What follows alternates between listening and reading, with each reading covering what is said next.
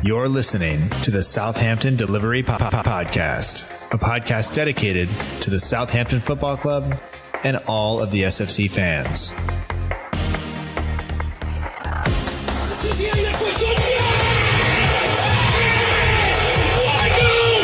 just got to go out and express ourselves. Fonte with a scooping header.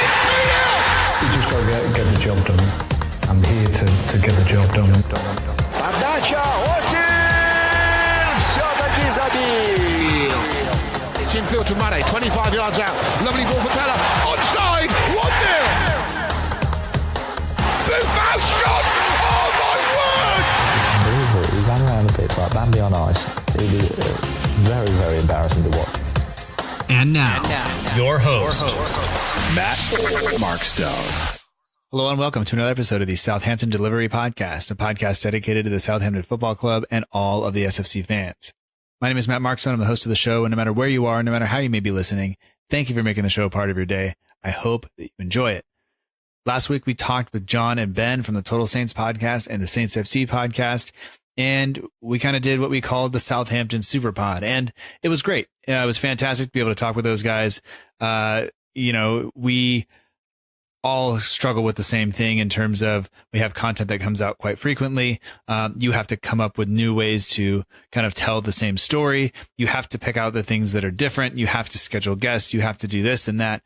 You have to edit. You have to produce. You have to do all this stuff.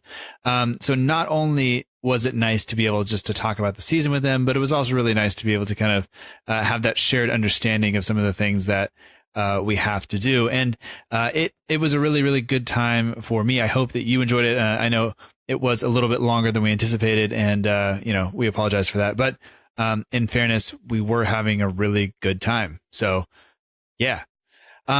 This week though, we did something that I wanted to make sure that I did. And last season at the end of the year, I scheduled a bunch of different guests from all around the world, and I really made an effort to go and track down those people and make sure that we got kind of a good cross section of the fan base and all of that. And I would have loved to have done that again, but I've come to learn that those episodes take a lot longer to do and a lot more energy. And certain weekends, I just don't have that time. And this is one of those weekends.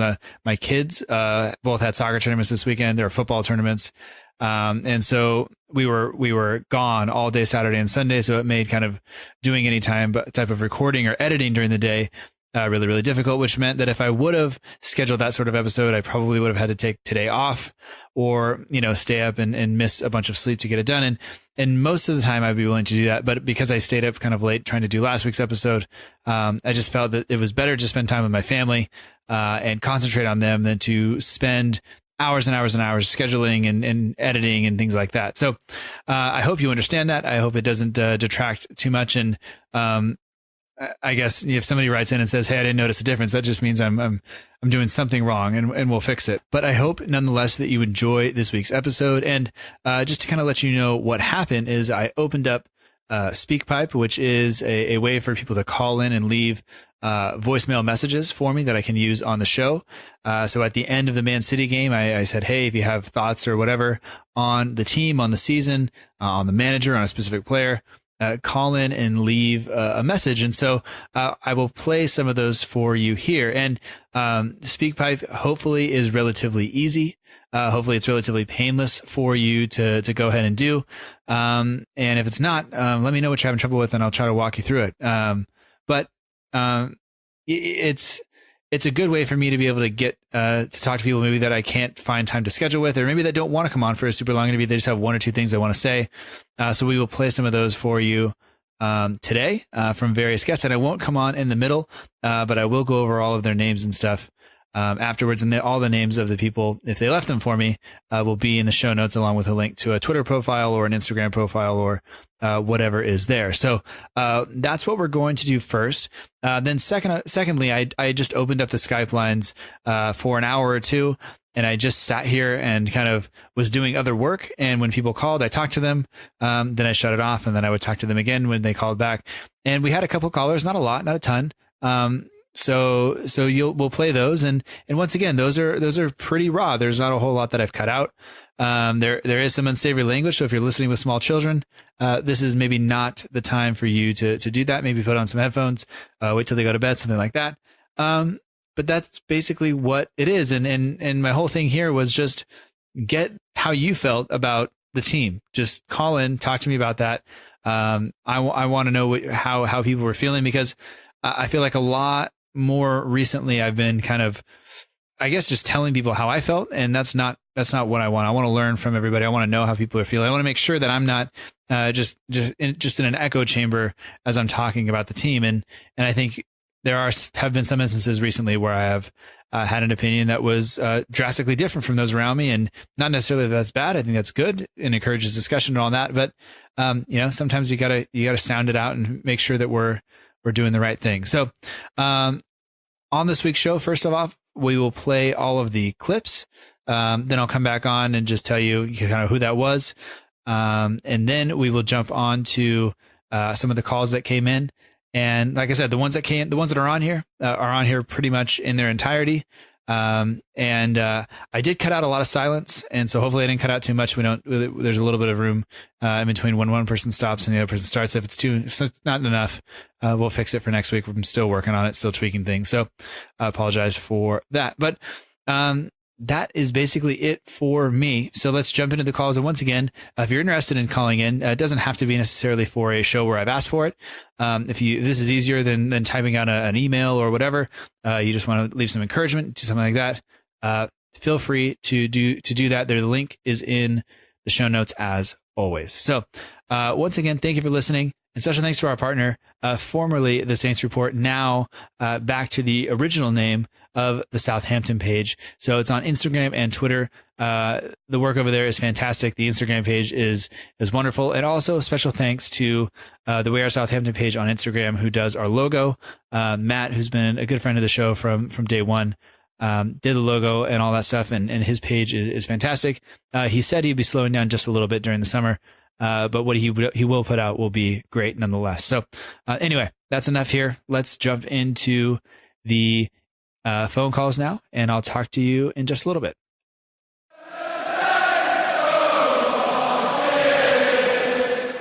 Hi, this is Tim from London, former guest on the show and former caller. I want to talk about two things, today's match and then the season as a whole. As for today, I'm massively relieved and happy like all Saints fans, although I have to admit I did put £10 on Saints to be relegated at 100-1, just in case the unthinkable happened, and I had some consolation money to cry into, but thank God it didn't. So massive congratulations to the team and to Mark Hughes. Really pleased with the professional performance today. I'm really committed. I think it would have been easy to phone it in after Tuesday, but we were great. And the last minute goal doesn't really matter because we lose a place and £1 million in prize money, but Tuesday's win was worth 120 million. So that's brilliant. As for a whole, obviously the season was disappointing. And I'm really glad we have the chance to rebuild again. And controversially, I'm going to say we don't keep Mark Hughes for next season. I know he's done a great job and will be held in very high affection for the Saints fans for what he's done for us. But I think that if it doesn't go well at the beginning of next season and starts to go south, it could quite quickly turn sour and the fans could turn on him by Christmas. So I think we start again with a new manager. I don't think we should rule out foreign coaches just because the last two haven't worked. Obviously, Pochettino and Koeman were great success. So we look at who is the best person out there. And although we weren't an attractive proposition when Hughes came in, now that we've secured our Premier League safety, we are an attractive proposition once again with the money we've got and the squad that we've got. So we can take stock, rebuild, and get back to the Southampton way. Hey, Matt, this is Dave Lee from California. Man, I think all Southampton supporters exhaled quite a bit today at the end of that result. Just knowing that Swansea fell to Stoke, knowing that we were safe, regardless of how that match ended, it's awesome to know that we are still in the Premier League. You and I spoke a couple months back in Palm Springs during a conference, and I was confident that we were going to stay up. But as the time went through, I was doubting myself, thinking that the players, the coaches could not get it done. And to sit back and think about what a season we had with incredible pressure to stay up. Such resolve from the club, such resolve from the players and the coaches, and just props to every Southampton supporter out there that continue to believe in this club. At the end of that match, you could hear St. Mary's was buzzing.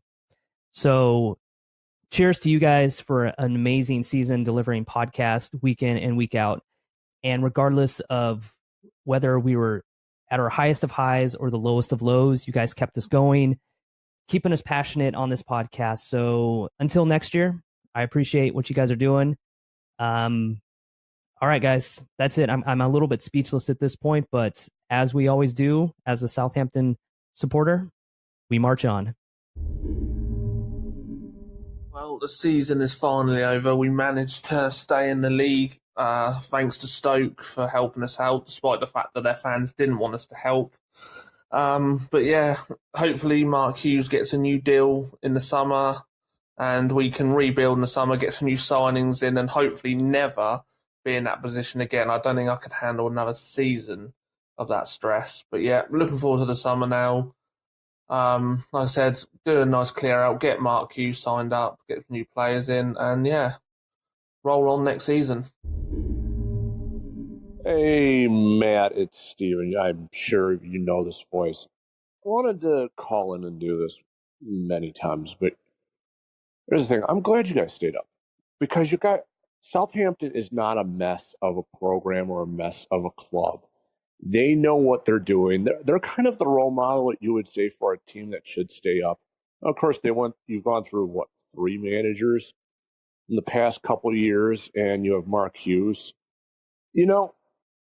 I think you guys need to find an identity and keep it with it. You don't want to fall in to be Swansea, because once you become Swansea, you fall down the leagues, and we see what that has happened.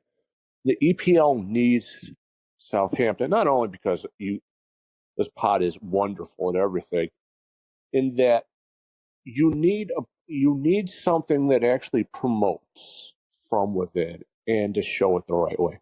And plus, my Liverpool team needs to pluck more good off the team. Hey, why don't we take Mark Stone? It's a good idea. I just want to give a shout out to Jan Bednarik.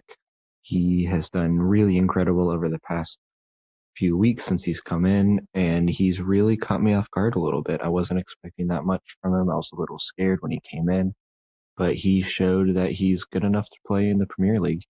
And it kind of begs the question, why didn't Pellegrino play him? But Mark Hughes definitely saw something in him, and he's really justified his position. And he has turned my head recently, and I think it was a big reason why we stayed up ultimately in the end.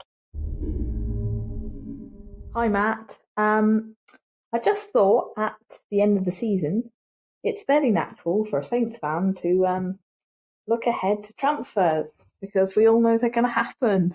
And I was particularly curious about this window, not just because we seem to have reached a point where there needs to be a bit of a reset, but also because Neil Chen, who has been Gal's representative in the Saints negotiations, seemed to mention at the recent SoccerX conference that there might be a change of emphasis.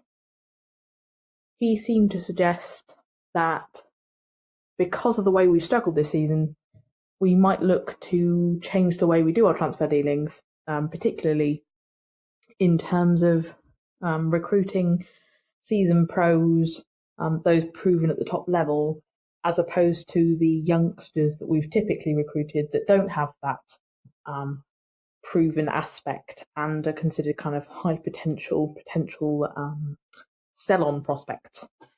So I really wanted to know what you thought of this idea in terms of that change of emphasis, whether you thought it was practical, and where you thought these players might come from, because as far as I can tell, it seems fairly unlikely that we'd recruit from other mid-table teams with players of a proven level, because they'll be fairly reticent to sell, and also because their players may see no advantage in coming to us, particularly after the last 18 months or so. And whether that means going abroad or perhaps looking at relegated sides, in which case you have other questions about their performance levels. So I'm slightly confused as to what that might mean. And also, there would be a required investment level, which may be possible given that we have the Van Dijk money, but isn't typically what I would expect. I'm thinking if you're looking at, I don't know, for example, if Shaqiri might be a possibility. I know there's a lot of interest in him, so not necessarily, but he would command a decent fee, which we perhaps wouldn't have normally paid. So I guess from two perspectives, where they're coming from and how we're paying for them, would be my main questions. But I was just interested to hear what you might have to say. So thank you. Bye.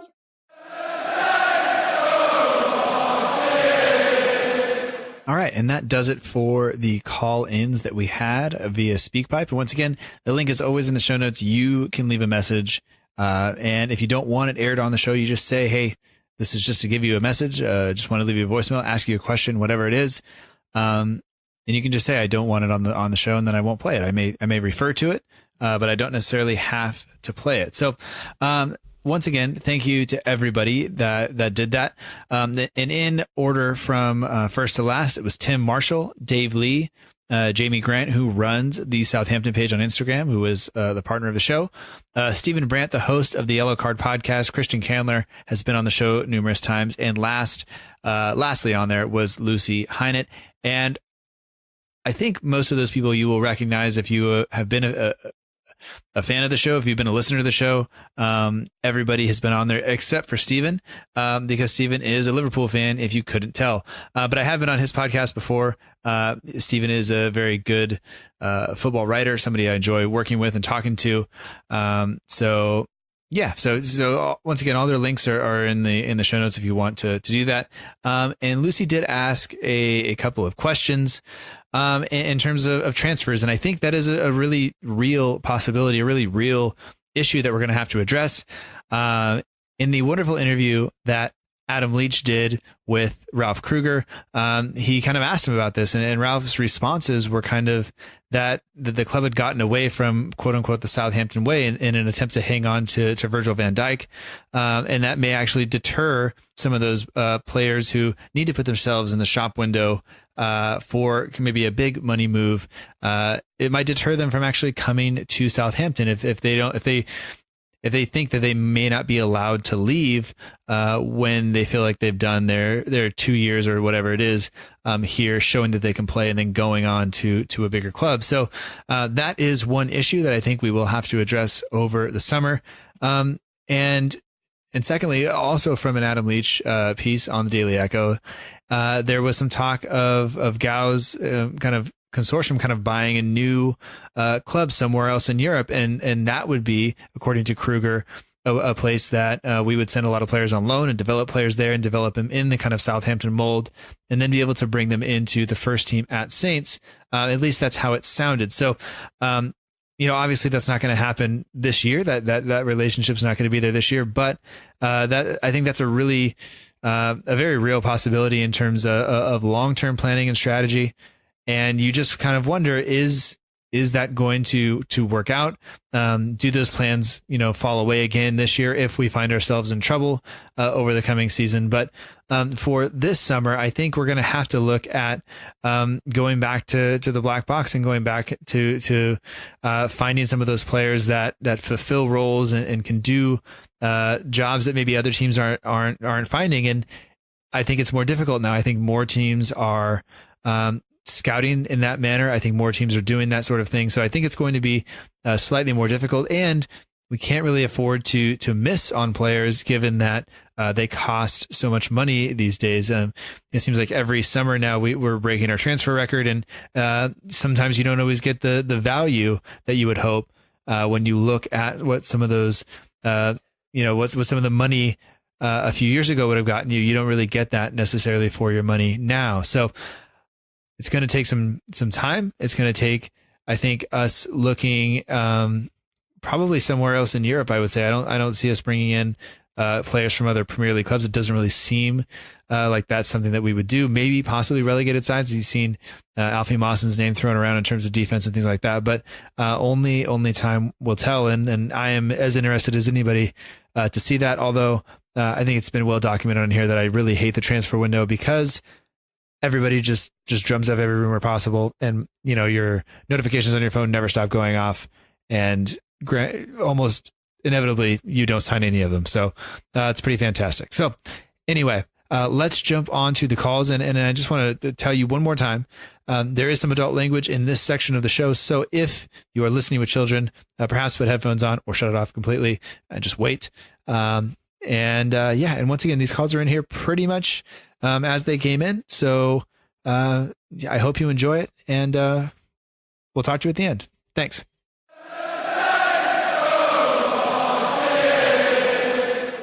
Hello, who's on the other end of the line? This is Dave Champ. And where are you calling from? I'm calling from Arlington, Ohio. That accent doesn't quite sound like it's from Ohio.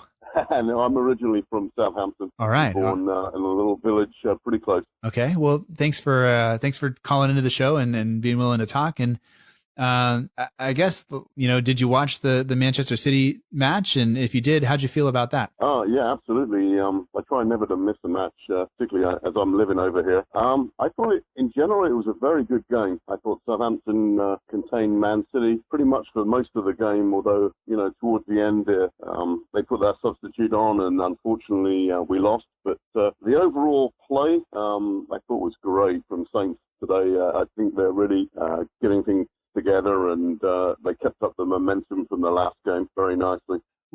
Were you at all worried about that coming off of the Swansea game? I know the Swansea match was a huge win. Obviously, it is the win that kept us up, but the kind of emotional kind of just decompression or letdown after that. Were you worried at all that they would kind of come out flat against City? You know what? I wasn't, because I think really they were encouraged. And I think they gained confidence from that game. I think we were suffering from a lack of confidence a lot of times in the season, from things not quite going our way. And I think I really didn't have that feeling that they were going to come out flat. I thought they were going to come out and really go for it. And I was kind of pleasantly surprised to see they were actually achieving that, There's been a tendency where they have lost their way in some games this season. And it's been a really strange season. I think one of the players commented on it today. I think it was Tadic that said it's been a really, really strange season this season. Full of ups and downs, obviously, but it's very strange in the way things have happened. Yeah, I mean, but no, I wasn't worried. Okay, all right. And looking back over the season, this is we've fallen down obviously the standings quite a bit. We somehow found ourselves in a relegation struggle.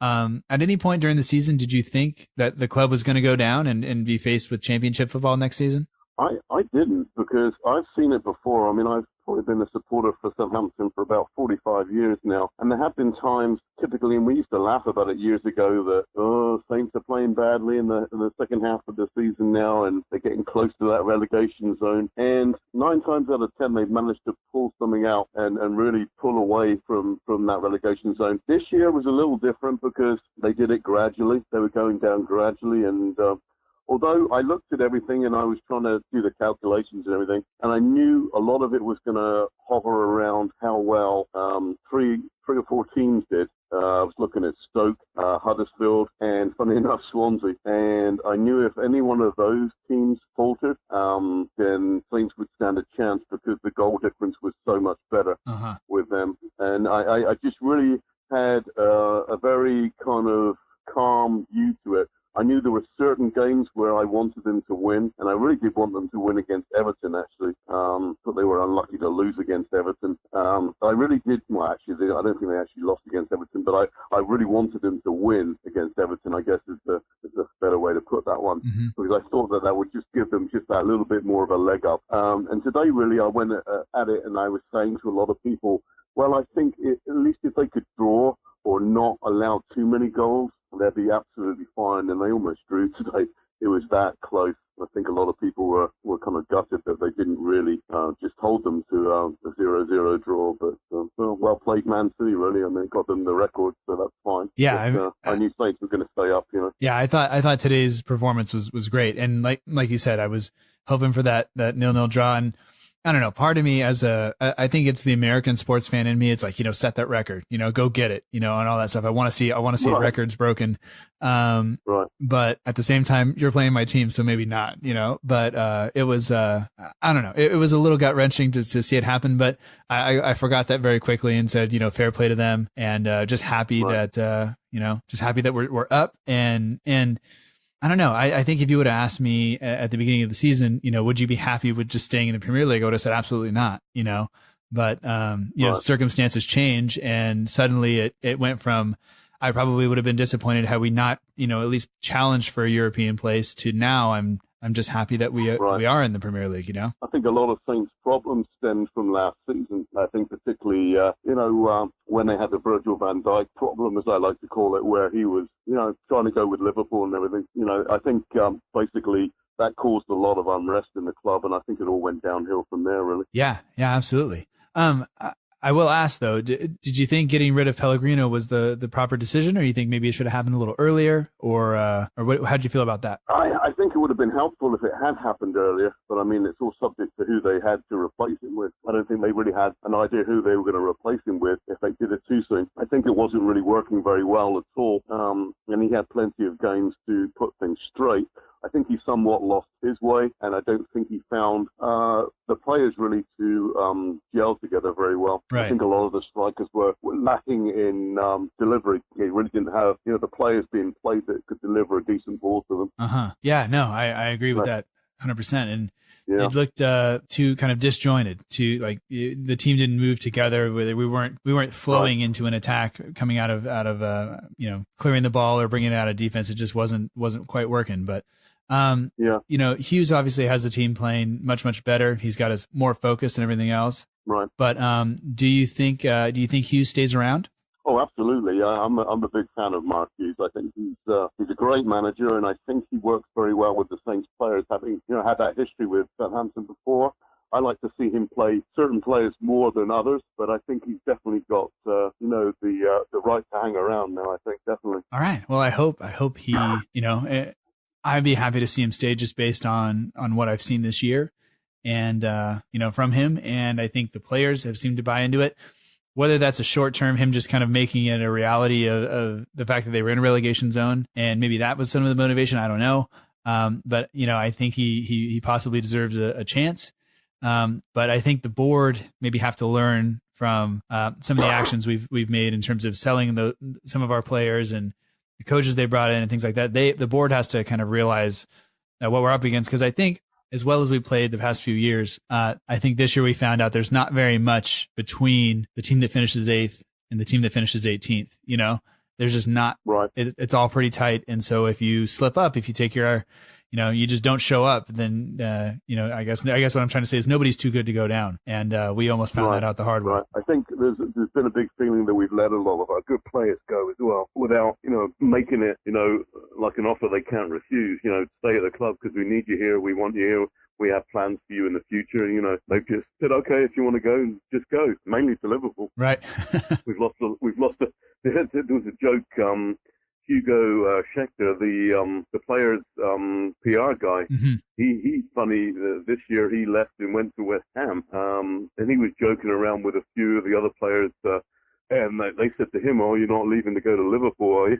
Yeah. He didn't say anything. It's just like, everybody seemed to want to leave and go to Liverpool. I don't know whether Liverpool were just coming down and just saying, hey, come and play for Liverpool. We're going to do this and this with you, pay you this much. I mean, money talks. I mean, it was even like the manager, Koeman. Right. He was saying, oh, no, I won't leave. I'm not interested in the money. Who's he trying to kid? Every manager's interested in making more money. Right. I think it was Everton that came along and said to him, we're going to pay you more money, and boom, that was it. He was off. Yeah. Well, pay more money, and we'll actually let you spend some of it on the players you get, and that was it, because Les Reed wasn't having any of it. It's important, I think, when we do go out and buy more players, and let's face it, we only spent 19 million on one striker this year, and sold a defender for 75 million. There's a little bit in the kitty available to spend, I would have thought. Yeah. Unless they're, pushing it somewhere else. And I don't know how the new Chinese owner views things now. I mean, they've got an 80% stake in the football club now, and the other lady's only got the 20%. So obviously they're controlling the purse strings, I would have thought. They really need to go out and look for players that are valued for money, for one thing, and two, that are going to score goals, really. I mean, you don't buy strikers, and say to them, look, it's okay if you don't score for us 5 or 6 games. We'll wait until you find your goal scoring form, they've got to pretty much start, from the start, Yeah, and if look likely to scoring, And if they're not going to do that, they at least have to hold the ball up or provide assists or do something other than just be on the pitch, right. It's just making up the numbers. I mean, it's just, you're going to be our number 9, and then it'll look good. You'll look good out on the field there, but you've got to put some goals in the net for us, please. Absolutely. Otherwise, we can't afford to keep paying you all this money every week, Yeah. These players, they get paid good wage, they're not out there just to make up the numbers. They're there to, provide some sort of stability and some sort of goal scoring form. Yeah. That's been lacking from a few people. Yeah, absolutely. So, well, at least we have some idea of what we need to do next season. And I thank you for taking the time to call in, and hopefully we'll chat again soon. Problem. Absolutely. Thank you. No problem. Bye-bye.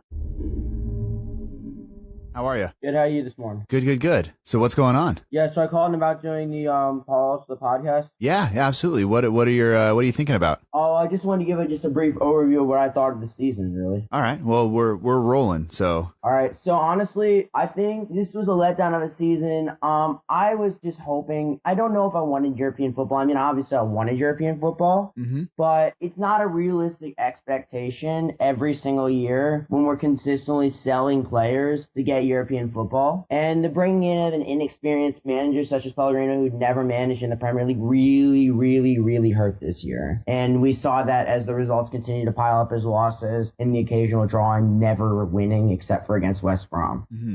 So what would you, I guess, what would you have wanted to happen? Would you wanted to have seen a different manager appointed, or, would you kind of expect us to go in that direction now, or what do you think is going to happen? At this point, I think Sparky's going to end up keeping the job just because he managed to keep us up and he's got the fan support behind him, which obviously Puel didn't have 2 years ago and Pellegrino didn't have last year, which is why both of them probably ended up getting the sack. But at the beginning of last year, I was willing to give Pellegrino a chance. I'm really willing to give a chance to almost anyone, really. But I should have seen, based on his past managerial record, that was a bad decision.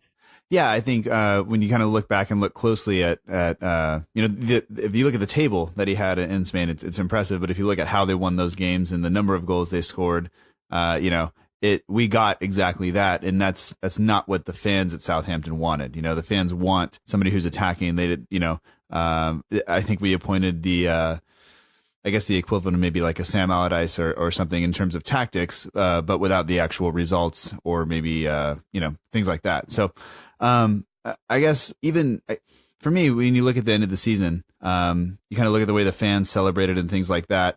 Did this season feel different than the end of last season when Puel had finished the season in 8th and got us to a cup final? Yes. The thing is, everybody hated Puel. The thing is, how many points did we end last season with compared to this season? I'm not 100% sure on that right now. Let me look that up real quick. Okay. But it seems like we this year we ended with 36, and last year we ended with 46. But the difference is the league was much more competitive this year. 46 would have placed us in 10th place this year. Last year 46 placed us, it looked like, in 8th place, I believe. And obviously that still wouldn't have been enough for a European spot this year. And the thing is, we didn't win the cup final. I think had we won the cup final last year against Man U, which obviously some bad refereeing decisions didn't help, I think that would have made a huge difference on whether Puel had been more appreciated. I think had we ended up winning that, I think there's a chance he might have stayed this season. And now you see at Leicester, they want him out too. They don't really like him. They don't like his style of play. His style of play is a boring style of football. Yeah, absolutely. So I guess looking forward now, you think Hughes will be appointed, and I think that'd be accepted by a lot of fans. He did manage to keep us up, and he got the players kind of believing in themselves and believing what they can do, and kind of rallied everybody. And my only concern is, can he do that over the course of a whole season? Because it's a much different kind of prospect. But what do you think needs to happen this summer in terms of players and things like that? Like, where do you think we need to improve, or how do you think the board will go about it? The first thing I'm concerned about is that I believe Austin will end up being sold this summer, because I believe someone's going to make an offer for Austin and the board will end up selling him. That's going to be a big problem. The board's going to want to continue to sell players, because I believe I saw a comment yesterday that Josh sent me, actually. I'll read the direct quote. Let me pull it up real quick. Direct quote: "We have always been a club who sells on. And last season we got excited and went on a path that wasn't ours by hanging on to key players, and I think that cost us dearly." That's a direct quote from Ralph Kruger. I think while that is a harsh quote, it kind of ended up being correct. I mean, we held on to some key players and we tried to force them to stay. They didn't want to stay, and it really cost us in the end, I believe. But I think some players are going to go. I believe Buffal's got to go. I mean, he obviously doesn't want to be here. Sparky doesn't want to be here. I think Carrillo has been a flop, absolute flop. He's done nothing so far. Has he even scored? I don't think so. No goals, no assists, I don't think. Didn't think so. Redmond is improving game by game. He got much better by the end of the season once he got his confidence back. I believe he should stay. And then you see the center backs. Don't be surprised to see Stevens go because, I mean, he's probably going to get something in return. Bertrand and Cedric could be gone as well. That's going to hurt. But the biggest thing for me is finding a new right back to back up Cedric because obviously PA is going in the summer. And I haven't really seen much of Valerie with the U23s in the Premier League 2 or whatever they call it nowadays. But from what I've seen, he's played well, but I don't think he's well enough yet to warrant an everyday start. Okay, all right. And we're also, if you've seen over the last few days, we're losing a lot of academy players. Yeah, that's been a theme. And I think, for as much as the academy was touted in recent years, a lot of people who have been watching it for a long time have said that the quality's kind of declined and that path through to the first team has kind of come to a halt. And people are now, you got guys like Harrison Reed out on loan. Matt Targett was only getting a game here and there. He's out on loan. I was doing their quiz on the Saints website on how many games each player played. They showed the number of academy either graduates or players. Very few actually played for us this season. Obafemi was the only player who's still playing in the U23s consistently. He got one game and he flubbed an easy chance. But Targett needs to be given a chance. Do I think Targett wants to return? No. If Fulham makes the Premier League, I think Fulham's going to try and buy Targett, and I think they will. Do I think Reed wants to return? No, because he's going to have trouble getting consistent game time. Yeah, I think if you look at that, he's a lot like Romeo. He's a lot like he's probably not quite as dynamic as Højbjerg, and so he doesn't quite fit in there unless Romeo is suspended. But if Romeo is suspended and we have Lamine and Højbjerg, you probably say we go ahead and play those guys together, and that leaves Reed kind of in a weird spot. And I can't blame guys for wanting to play consistently because you only have so many years to be able to do this. So go. Oh, and I forgot about Lamine earlier. I think Lamine is gone too. I don't think he's going to come back next season. Someone's going to make a big offer that the club can't refuse, whether it be Arsenal, Liverpool. I believe he's gone also. Really? Okay. See, he had such a consistent season despite the injury at the end that I believe that he will be able to perform on the top stages. We saw Juventus, and even when he was playing really well with us, but I believe that it seems like he's bound for bigger and better. And if you're a good player at Southampton, you always seem to move on very quickly. We saw that with Van Dijk, and now I think we're about to see that with Lamine. I don't see him maybe one more season, but either at the end of this transfer window, the winter transfer window of the next winter, or the next summer transfer window, I believe he's gone. I don't see him lasting much longer with us. Right. Unless we manage to somehow turn everything around and win a championship next year. Well, since we're not in the championship, I don't see that happening. But if you could sign one person this year, this summer, who do you think that should be? Depends. Unrealistically, I'd love to sign one of the biggest stars in the world. Realistically, a Proms would be I think, if I'm pronouncing his name correctly. I don't know, man. Promise. Something. Yeah. Proms, go with that. Promes. We know it's Proms. I hope I'm right. If I'm not, I'm sorry. I think we obviously really pushed hard to sign him in the winter transfer window, but we just didn't meet the release clause quick enough. Mm-hmm. And now that we're guaranteed Premier League football next year, I think we're going to make a big push for him this year, and I really think he would be a big impact on the left side. All right. Well, Zach, I'm getting another call, so I'm going to go ahead and take that. But thanks for calling in. I appreciate it. All right, see you, Matt. All right, man. We'll talk soon. Peace. Hello, who's on the other end of the line? Hi, it's Aidan Osman from Reed, Southampton. Oh, hey, man. How's it going? It's not too bad. How's things going your end? Things are all right, other than I have some new neighbors, which I've been up a while, but it's okay. So what do you want to talk about in terms of the team or the season or life? Probably best off talking about the team and how we can move forward from this season. All right. Yeah.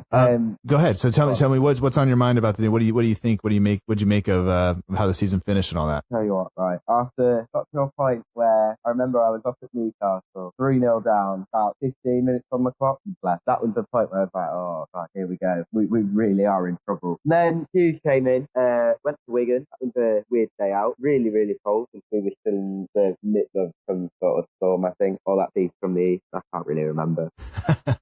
Yeah, so we had a unconvincing first half there, and then a header.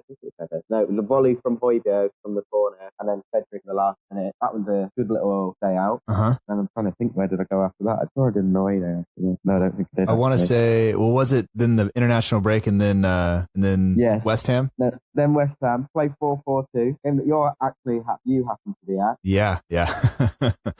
I felt about like you did at the Newcastle game. Yeah, it didn't really go to plan, did it? Let's be honest. No, we looked atrocious. We did. a lot of people left at halftime. Fair play to him though. Fair play to Hughie though, because he changed the system from then.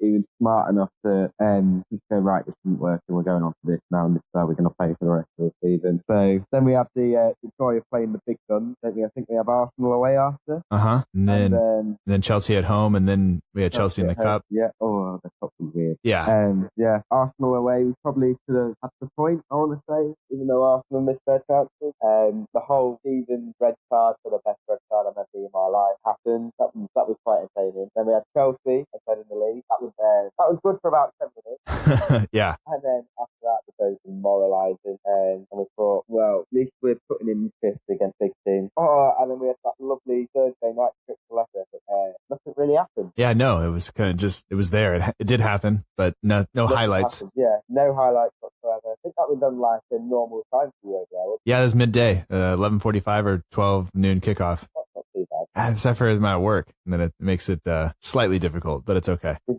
you have it on in the background? I did. Which is fine if nothing happens. But as soon as something happens, then you miss it. But it's all right. Yeah. So like it did happen for the entire game, really, isn't it? Yeah. And then so I guess like looking at all of that, and then of course after that we go to Swansea, right? Maybe there's a game in between there. Can't remember. Wait. Yeah, after Leicester, we beat Bournemouth at home. That's right. And you made a lovely gift on Twitter about Alex Arthur. Oh, I did. I felt that guy's tweet was so good, and then the Southampton's tweet was even better. And then I was just like, I have to do this. Like this is too good. I had fun with that, and then we went to Swansea, right? And then to Everton, and then Everton, Swansea. See, I'm leaving games out because that Everton game hurt a lot. Right, I generally would do too. It hurt so much. I was really upset at the end of that game when the ref blew the whistle. I was like, wow. We thought we were going to hold on as well. That's the thing that like hit us the most. Yeah, absolutely. And I don't think you can blame who, but you can, because I don't really know what happened. But just remember seeing it hitting, and then the ball end up in the net, and then their crowd celebrate like they're from the league. Yeah, it was. I don't know, man. There's so many things in the build up to that goal. Just I don't know. And then eventually we do make it out. Right? We do survive, but at what point in there did you think we were actually going to make it, or was there a point, or did you not think we were going to make it, and when did that change? Maybe I just sound a little bit foolish. I always had like, the way my social media might have just been now, but going down. I think there was always a little bit of me that was saying we're going to pay up, and it was very bleak. And then I remember being at the FA Cup semi-final at Wembley. I remember just watching the game, thinking we've not really offered anything here. We might be in trouble. And then it was that Bournemouth game where I thought, no, we're going to do it, staying up. Okay. That was when I'm 100% confident we were staying up after we beat Bournemouth. I think I've been different than most people in saying that I thought after the Chelsea game, I even though we had put in two good performances against Arsenal and Chelsea, I didn't think we were going to do it. I just kind of thought that I didn't think the team was going to be strong enough to kind of come back from that, Yeah. But I was wrong, and I think I didn't realize how kind of the impact. I have to give Hughes a lot of credit, and the guys in the dressing room a lot of credit too for getting themselves back up for it after all that. But I think you have to give Hughes a lot of credit. I think he made a lot of correct decisions, whether it's switching from 4-4-2 after West Ham, or just the how he handled kind of the Swansea situation. Some of the things he said after the matches against Everton, and a lot of people criticize him because he talks about the refs and he talks about all this other stuff, but I think he uses all of that as motivation, and whether he believes it or not doesn't matter. Like he used that to kind of get everybody up for it and behind the kind of the cause. And so I have to just to him say, like, hey man, like you did it. You did everything that we would have asked, Yeah, it's weird. I think I've never seen the fan base all together like that for a long time, for a good 2 odd years, until everyone can pull together out of nowhere, thinking, right, whatever happens, happen, but do that. Now, do you think moving forward that Hughes is the correct choice for the club, or do you think that we should look elsewhere in a manager? I really think he deserves the chance to stay on. I think it wouldn't hurt to give him a full season, but ultimately I can't really see him being the man taker back into European football without sounding harsh. Do you think he'll, I mean, if he manages us for a full season, do you think he keeps us safe, keeps us mid-table, allows us to kind of maybe reestablish ourselves and kind of align kind of to the way we were doing things in the past maybe? Or like, would that be acceptable for you as a fan? I think potentially if he's in charge next season, we scrape about top 10. And I think after the season that we've just had, I'd happily take that. Okay. And I'd love to see some entertainment football for the first time since 2016. It'd be great. Yeah, I don't know. I think that's been our biggest problem. We can say all of this Southampton. I don't think we know what it is anymore. We want to play good attacking football and give the youngsters a chance, but we want to be competing with any club again. What do you think about players moving on this summer? Do you think we're gonna have a kind of an exodus? And if so, do you think that is okay, or do you think we should try to hold on to some of these players even if they maybe don't want to be here? It depends on the players that are in question to me. So if you want to reel off some names, I'll throw whether they stay or go. Okay, all right. Forster. Go. Cedric. Stay. I think he needs to get back to his best if he needs to go to where he needs to be. Okay. Bertrand. This is a tough one. It's going to kill me to say it, but I think go. I think he's going to go too. And I don't know. Like it seems like we say that every year. But this is like one of those the first years that I really think like he probably is going to go. Like he's probably done about what he can do. He didn't have the best season, but I think he could go. Where's he going to go though? That's the only thing. Yeah. I don't. Maybe missing out on the World Cup will kind of give him some just a little bit more of a kick. But I don't know. I think he's hard done by to not go to the World Cup, honestly. I don't know. I've said this many times. Half the time, doesn't look like he wants to be here, and he only really stepped up when it mattered. I think that's it. He was not a leader the majority of the time. That's exactly wearing that armband until Mark Hughes came in and gave him the kick up that he needed. That is true. That is true. I think the only reason he had the armband is because there wasn't anybody else. Like it was just kind of by default. I guess it wasn't because he's the best suited for that role. But let's see. Let's move further forward. I guess Buffal. Get him gone. Yeah. In all honesty, yeah, he can be a class player, but if he's too good enough to warm up whoever the manager is at the time, that's not the type of player I want. At the end of the day, I want someone who's going to play for the shirt and not for themselves. Right. And then I guess up top, two, right? And Gabbiadini, and then Carrillo. Let Carrillo go. I don't really know what the bloke does. I don't actually know if he's still alive, still training. What? I don't actually know. He's on vacation, according to his Instagram.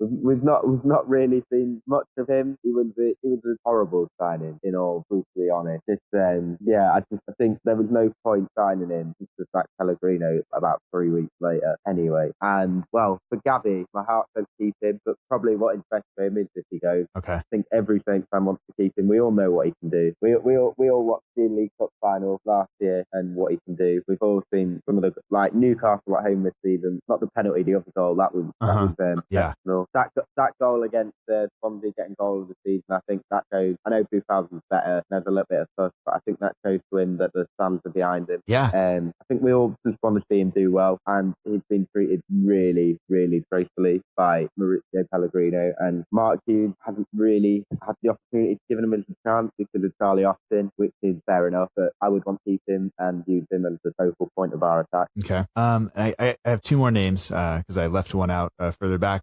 Stephen Davis. He's probably not going to play that much, but I'd keep him for the experience. As a leadership role, kind of? Yeah, sort of like how Kelson was when he was still knocking about playing. Well, I say knocking about, he made like one appearance. Yeah. Yeah, in his final season. He made one appearance, and I think it was in like a naked suit with a giant, whatever that was running around. Yeah, well, I think his last appearance was Leicester at home under Ronald Koeman, I think, and it was a 2-2 draw. I was actually at that game because we'd managed to go down and get tickets. I remember Fonte and Van Dijk scoring for good days. And then you tell then he was past it, but he's sort of like a club legend, and I think that's what we do with Stephen Davis. All right. And then who's the other? What about Shane Long? Go. You're a striker and you don't score goals.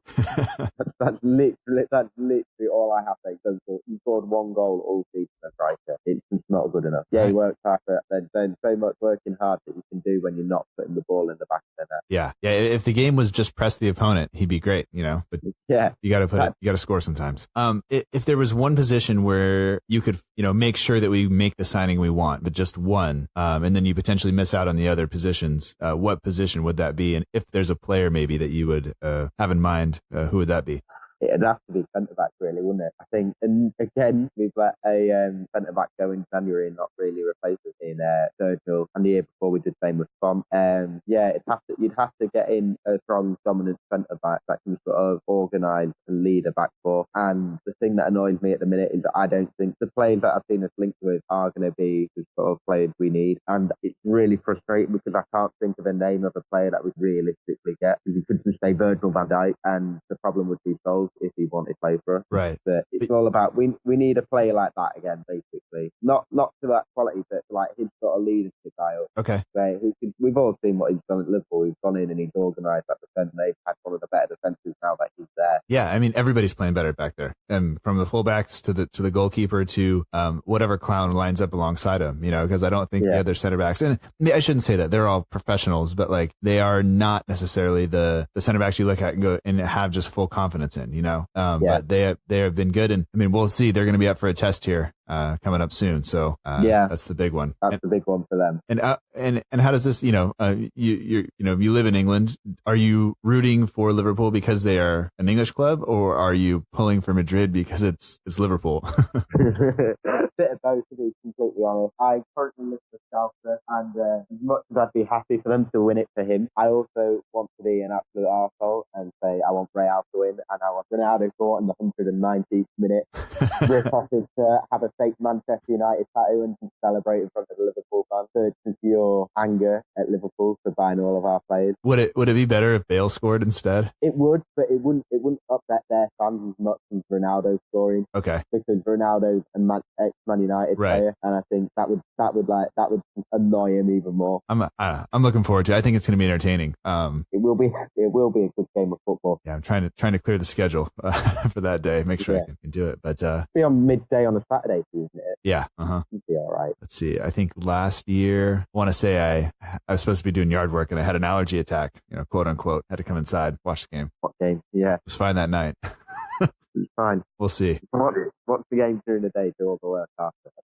Yeah. All right, man. Well, thanks for calling in. Appreciate it. It's all right. It's been good to have a chat again. Yeah, absolutely. And I'm looking forward to maybe we'll get together, do this over the summer when some news actually happens. Did I lose you? Aiden, are you there? Hello? Hey, are you there? Yeah, I'm here. Okay, all right. I think it cut out. It did. Whereabouts did it cut out for you? Right after I said, maybe we'll do this over the summer. Yeah. Well, I didn't hear maybe we'll do this over the summer, so, Okay, well, there we go. So I got the last whatever you said right before that. And then, so maybe we'll get together and do this over the summer when some news actually happens. Maybe we make a signing or, the manager's announced or something of note. Yeah, hopefully. I mean, hopefully we'll announce management soon, bring a couple of signings in. It'll be an interesting summer, to say the least. Absolutely. Well, they usually are, and sometimes for the wrong reasons, but hopefully, hopefully we'll have some excitement building around the club. And I think the way we ended the season, I think some people will be, I think we all have some hope going into next year versus the end of last year. We were kind of dreading the start of the next one, I know. I think this is like the first transfer window in a while where I think they can't take anyone else, can they? There's literally no one left. This has got to be the point where we can take players on and be like, right, let's go. Yeah. This is the chance to move forward as a club now. Yeah, absolutely. All right, man. Well, I got another call coming in, so I'm going to take it, and I'll talk to you soon. All right, I'll talk to you soon. All right, later, man. Later. Thank you for calling the Swansea Marriott Hotel. For bedroom reservations, press 1. For conferences, events, parties and weddings, press 2. For the leisure club, press 3. For hotel operator, press 4. Good afternoon. Thank you for the Swansea Marriott. Yeah, I have some questions. We're looking at going on vacation, and I was kind of reading through some reviews of the hotel, and I have pretty bad allergies, and I keep seeing people write like sheep shagger, and I'm wondering, is that like a type of carpet? Because I'm worried about my allergies kind of going off if it's like shag carpet like we have here in the United States. Sorry, what virus? No. I have really bad allergies, and I keep seeing people write sheep shagger, and we have like shag carpet here in the United States. And I'm worried about that setting off my allergies. If that's like a type of carpet, I don't know what that is. Sorry, I'm lost. I don't understand, sir. Okay, here in the United States, we have a type of carpet. It's called shag. Okay, so yes, okay. And I keep seeing people write sheep shagger on the reviews, and I don't know if that's a type of carpet or if that's the same thing as reviews are you looking at? TripAdvisor, and then it was on Hotels.com. Oh, there we are. Do you want me to put you through to reservation? I need to know if that's a type of carpet or not. That's all. I don't understand what that name is. Oh, okay. I don't understand. I do apologise. Do you want me to put you through to reservation so to book the booking? I will get my manager to look at that because I haven't obviously heard of that word before. Can I help you any further, sir? I think I'm going to book through Hotels.com. Okay, we look forward to seeing you. All right, thank you. Take care. Bye now.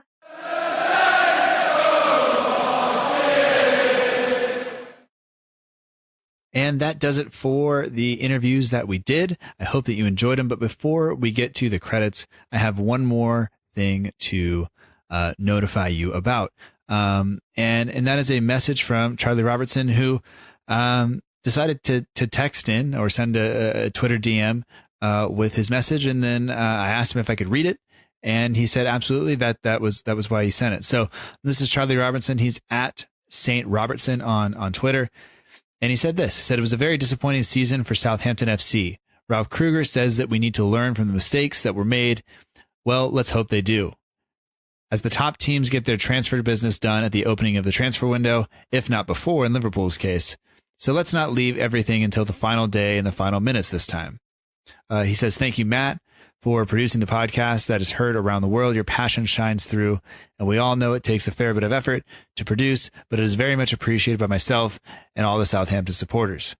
Can I also give a shout out to my fellow supporters by saying you have been absolutely awesome since Mark Hughes was brought in. You really were the 12th man, and it was my pleasure going back to St. Mary's once again in that atmosphere. # we march on. So, Charlie, thank you to you for taking the time to do that. I was told that you can't retweet compliments. And so I feel a little bit weird reading it. But it still means a lot. So thank you, Charlie.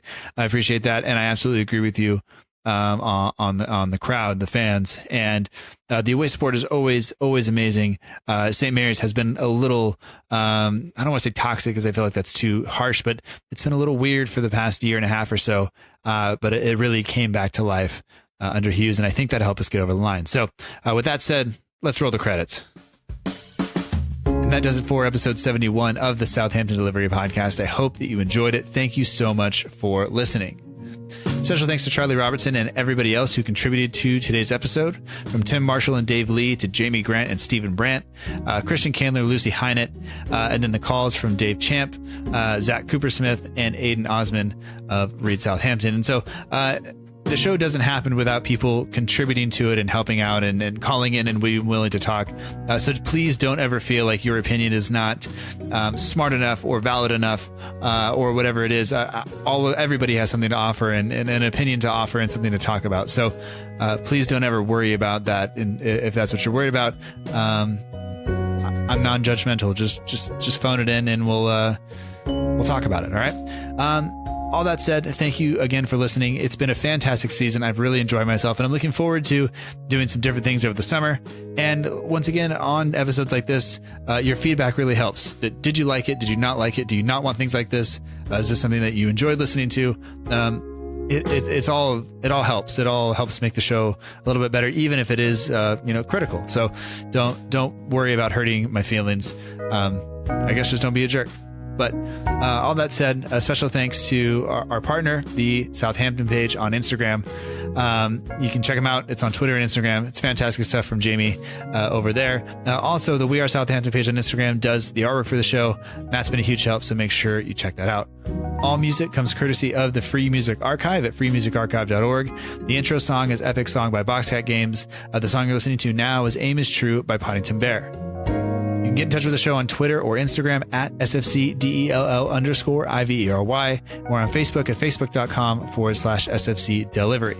On the website, there are links to download the episode and subscribe at all of the normal places. So from iTunes to Stitcher to Acast to Google Play to TuneIn Radio or wherever else you listen, be sure to subscribe so you don't miss future episodes. We'll be back next week. And until then, remember that together, we march on.